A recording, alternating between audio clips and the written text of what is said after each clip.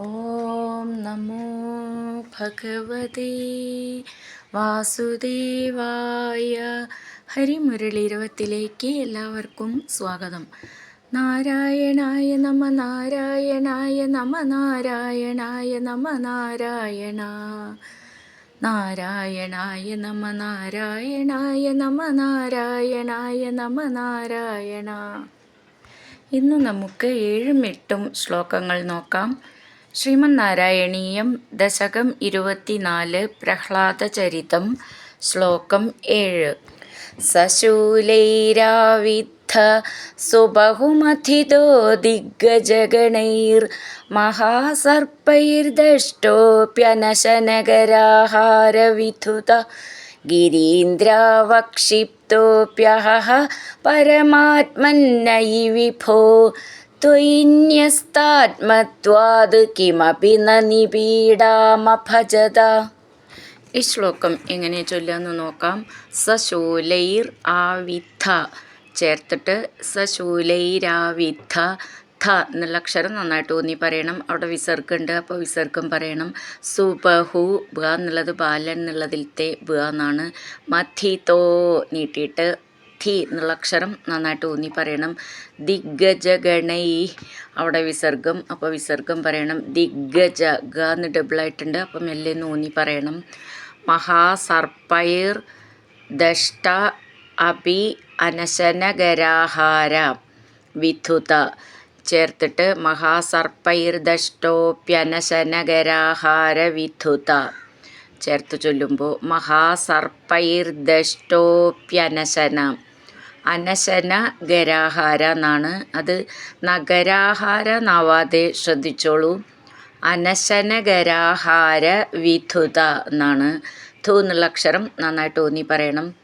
വിധുത അവിടെ വിസർഗമുണ്ട്, അപ്പോൾ വിസർഗം പറയണം.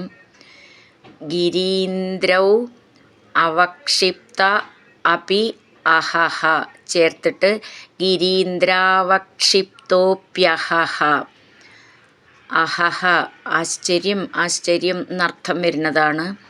ഗിരീന്ദ്രാവക്ഷിപ്തോ ക്ഷി എന്നുള്ള അക്ഷരം നന്നായിട്ട് ഊന്നി പറയണം. പരമാത്മ ആത്മ താമ എന്ന് ചേർത്ത് പറയണം. പരമാത്മ പരമാത്മൻ ഐ വിഭോ ചേർത്തിട്ട് പരമാത്മന്നൈ വിഭോ ന എന്നുള്ളത് ഒന്ന് ഊന്നി പറയണം. വിഭോ എന്നുള്ളതിൻ്റെ ഭോ എന്ന് നന്നായിട്ട് ഊന്നി പറയാനുള്ളതാണ്. ത്വയി ത്വ നവള ചിഹ്നം ശ്രദ്ധിച്ചോളൂ. ത്വയി ന്യസ്താത്മത്വാത് ഇവിടെയും ആത്മ എന്നുള്ളതിൻ്റെ മ എന്നുള്ളത് താമ എന്ന് ചേർത്ത് ചൊല്ലണം. ന്യസ്താത്മത്വാത് ത്വ നവള ചിഹ്നം ദീർഘം അതൊക്കെ ശ്രദ്ധിച്ചോളൂ. കിമപി ന നിപീഡാമഭജത നിപീഡാം അഭജത ചേർത്തിട്ട് നിപീഡാമഭജത. പീഡ എന്നുള്ളതിൻ്റെ ഡ എന്നാണ്. ഒട്ടും ഊന്നണ്ട. ട ഠ ഡ മൂന്നാമത്തെ ഡ എന്നാണ്. അഭജത എന്നുള്ളതിൻ്റെ ഭാന്ന് നന്നായിട്ട് ഊന്നി പറയണം. അങ്ങനെ നിർത്താം. സശൂലൈരാവിദ്ധ സുബഹുമഥിതോ ദിഗ്ഗജഗണൈ മഹാസർപ്പൈർദഷ്ടോപ്യനശനഗരാഹാരവിധുത ഗിരീന്ദ്രാവക്ഷിപ്തോപ്യഹ പരമാത്മന്നൈ വിഭോ ത്വയിന്യസ്താത്മത്വാത് കിമപി ന നിപീഡാമഭജത. അടുത്തത് 8ാമത്തെ ശ്ലോകം.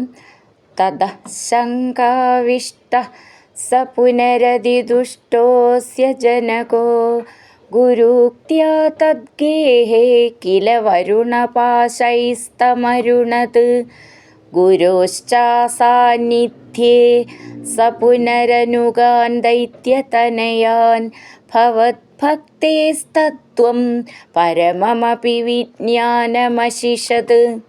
ഈ ശ്ലോകം എങ്ങനെ ചൊല്ലുകയെന്ന് നോക്കാം. തഥ അവിടെ വിസർഗമുണ്ട്, വിസർഗം പറയണം. ശങ്കാവിഷ്ട അവിടെ വിസർഗമുണ്ട്, അപ്പോൾ വിസർഗം പറയണം. ഇഷ്ട എന്നുള്ളത് മൃദുവായിട്ട് പറഞ്ഞാൽ മതി.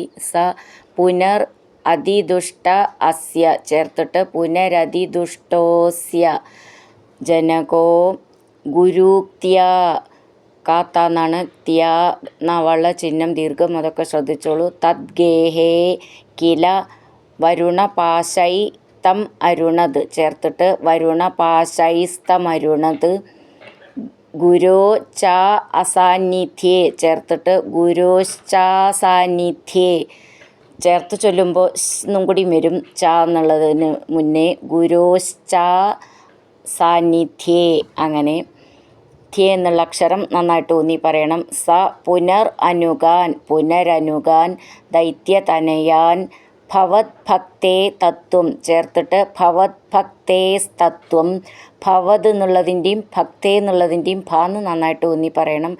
പരമം അപി പരമമപി വിജ്ഞാനം അശിഷത് ചേർത്തിട്ട് വിജ്ഞാനം അശിഷത്. അങ്ങനെ നിർത്താം. തതഃ ശങ്കാവിഷ്ടഃ സ പുനരതിദുഷ്ടോസ്യ ജനകോ ഗുരുക്ത്യാ തദ്ഗേഹേ കില വരുണപാശൈസ്തമരുണത്.